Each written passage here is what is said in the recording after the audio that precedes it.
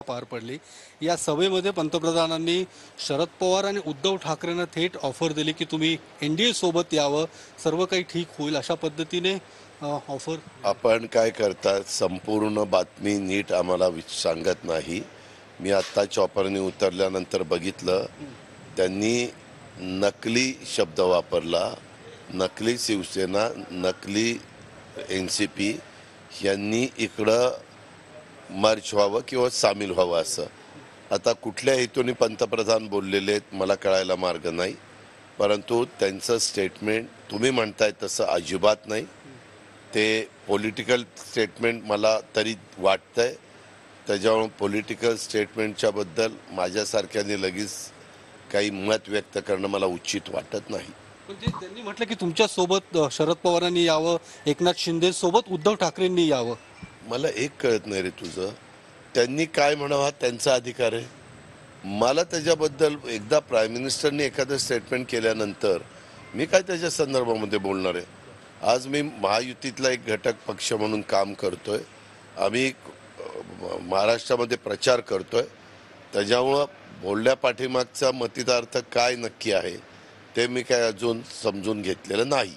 कुठेतरी तिसऱ्या टप्प्यानंतर पंतप्रधान अस्वस्थ आहेत आणि पराभव होणार म्हणून अशा पद्धतीने वक्तव्य करतायत असं सुद्धा विरोधकांकडनं टीका केली जाते। असं त्यांनी टीका केली। हे इलेक्शनच्या बाबतीमध्ये तुम्ही पत्रकार मित्रांनी पण फार सिरियसली घेत जाऊ नका, त्याच्यामध्ये वेगवेगळ्या पद्धतीचे आरोप प्रत्यारोप होतात।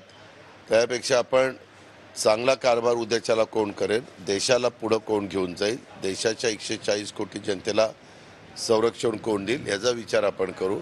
मी राजकारणामध्ये काम करत असताना मी फार टीका टिप्पणीला महत्त्व देत नाही, मी डेव्हलपमेंटला महत्त्व देतो। दादा, तिकडे नरहरी झिरवाळ हे शरद पवार गटात जाणार असं चर्चा आहेत आणि कारण एकूण ते दिंडोरीमध्ये महाविकास आघाडीच्या उमेदवारासोबत प्रचार करताना दिसत आहेत। मला ती बातमी तुम्ही प्रश्न विचारताय म्हणून माझा नरहरीशी आत्तापर्यंत कॉन्टॅक्ट झालेला नाही आहे।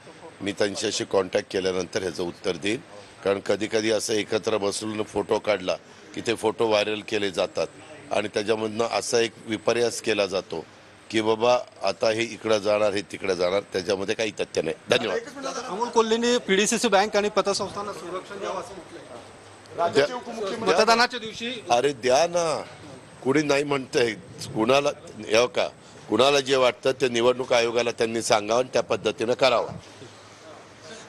कॅमेरामन विकीसह मी योगेश बोरसे, TV9 मराठी, पुणे।